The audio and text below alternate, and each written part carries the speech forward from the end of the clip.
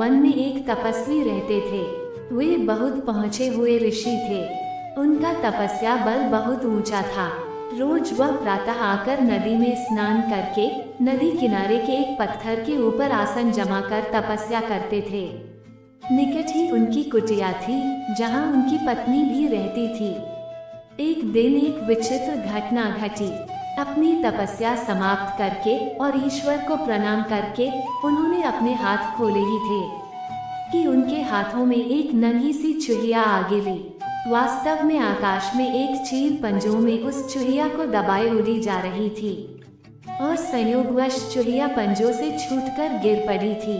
ऋषि ने मौत के भय से थर थर कांपती चूहिया को देखा। ऋषि और उनकी पत्नी के कोई संतान नहीं थी। कई बार पत्नी संतान की इच्छा व्यक्त कर चुकी थी।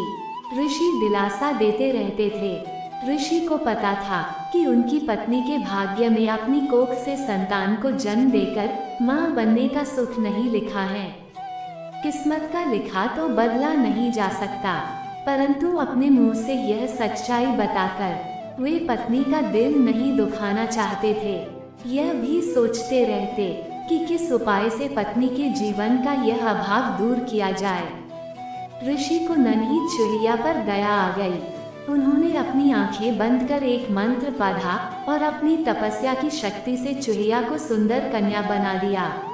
वो उस कन्या को हाथों में उठाए घर पहुँचे और अपनी पत्नी से बोले, सुभागे, तुम सदा संतान की कामना किया करती थी। समझ लो कि ईश्वर ने तुम्हारी प्रार्थना सुन ली और यह कन्या भेज दी।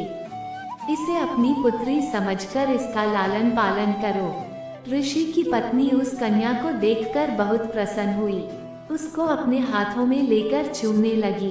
कितनी प्यारी बच्ची है, यह मेरी बच्ची ही तो है। इसे मैं पुत्री की तरह ही पालूंगी। इस प्रकार वह चूहिया मानव बच्ची बनकर ऋषि के परिवार में पलने लगी। ऋषि की पत्नी सच्ची माँ की भांति ही उसकी देखभाल करने लगी। उसने बच्ची का नाम कांता रखा। ऋषि भी कांता से पितावत स्नेह करने लगे। धीरे धीरे वे यह भूल गए कि उनकी पुत्री कभी चूहिया थी। माँ तो बच्ची के प्यार में खो गई। वह दिन रात उसे खिलाने और उससे खेलने में लगी रहती। ऋषि अपनी पत्नी को ममता लुटाते देख प्रसन्न होते कि आखिर संतान न होने का उसे दुख नहीं रहा। ऋषि ने स्वयं भी उचित समय आने पर कांता को शिक्षा दी और सारी ज्ञान विज्ञान की बातें सिखाई। समय पंख लगाकर उड़ने लगा। देखते ही देखते माँ का प्रेम तथा ऋषि का स्नेह व शिक्षा प्राप्त करते करते और बढ़ते बढ़ते 16 वर्ष की सुंदर, सुशील व योग्य युवती बन गई। माता को बेटी के विवाह की चिंता सताने लगी। एक दिन उसने ऋषि से कहा, सुनो, अब हमारी कांता विवाह योग्य हो गई है, हमें उसकी शादी कर देनी चाहिए। तभी कांता वहां आ पहुंची। उसने अपने केशों में फूल गूंथ रखे थे। चेहरे पर यौवन दमक रहा था। ऋषि को लगा कि उनकी पत्नी ठीक कह रही है। उन्होंने धीरे से अपनी पत्नी के कान में कहा, मैं हमारी बिटिया के लिए अच्छे से अच्छा वर ढूंढ निकालूंगा। उन्होंने अपने तपोबल से सूर्यदेव का आवाहन किया। सूर्य ऋषि के सामने प्रकट हुए और बोले, प्रणाम मुनिश्री, कहिए आपने मुझे क्यों स्मरण किया, क्या आज्ञा है। ऋषि ने कांता की ओर इशारा करके कहा, यह मेरी बेटी है, सर्वगुण सुशील है। मैं चाहता हूँ कि तुम इससे विवाह कर लो। तभी कांता बोली, पिताजी, यह बहुत गर्म है, मेरी तो आंखें चुंधिया रही हैं। मैं इनसे विवाह कैसे करूँ? न कभी इनके निकट जा पाऊंगी, न देख पाऊंगी। ऋषि ने कांता की पीठ थपथपाई और बोले, ठीक है, दूसरे और श्रेष्ठ वर देखते हैं। सूर्यदेव बोले, ऋषि वर, बादल मुझसे श्रेष्ठ हैं, वो मुझे भी ढक लेते हैं, उनसे बात कीजिए। ऋषि के बुलाने पर बादल गरजते गरजते और बिजलियां चमकाते प्रकट हुए।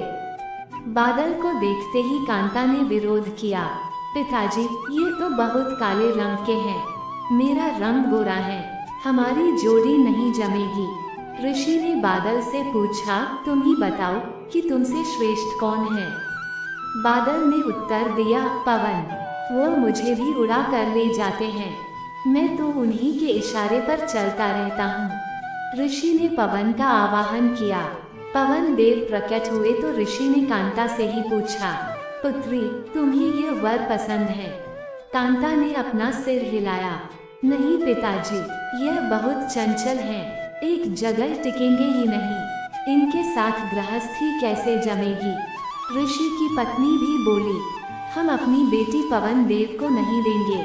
दामाद कम से कम ऐसा तो होना चाहिए जिसे हम अपनी आंखों से देख सकें। ऋषि ने पवन देव से पूछा, बताओ कि तुमसे श्रेष्ठ कौन है? पवन देव बोले, ऋषिवर, पर्वत मुझसे भी श्रेष्ठ हैं। वह मेरा रास्ता रोक लेते हैं। ऋषि के बुलावे पर पर्वतराज प्रकट हुए और बोले, ऋषिवर, आपने मुझे क्यों याद किया? ऋषि ने सारी बातें बताई। पर्वतराज ने कहा, पूछ लीजिए कि मैं आपकी कन्या को पसंद हूँ क्या? कांता बोली, ओह, यह तो पत्थर ही पत्थर हैं, इनका दिल भी पत्थर का ही होगा। ऋषि ने पर्वतराज से उनसे भी श्रेष्ठ वर बताने को कहा तो पर्वतराज बोले, चूहा मुझसे भी श्रेष्ठ है, वो मुझ में भी बिल बनाकर उसमें रहता है। पर्वतराज के ऐसा कहते ही एक चूहा उनके कानों से निकलकर सामने आ कूदा। चूहे को देखते ही कांता खुशी से उछल पड़ी और बोली, पिताजी, पिताजी, मुझे यह चूहा बहुत पसंद है, मेरा विवाह इसी से कर दीजिए। मुझे इसके कान और पूंछ बहुत प्यारे लग रहे हैं, मुझे यही वर चाहिए। ऋषि ने मंत्र बल से एक चूहिया को तो सुंदर कन्या बना दिया, पर उसका दिल तो चूहिया का ही रहा। ऋषि ने कांता को फिर चूहिया बनाकर उसका विवाह चूहे से कर दिया और दोनों को विदा किया। कहानी से सीख, जीव जिस योनि में जन्म लेता है उसी के संस्कार बने रहते हैं। स्वभाव नकली उपायों से नहीं बदले जा सकते।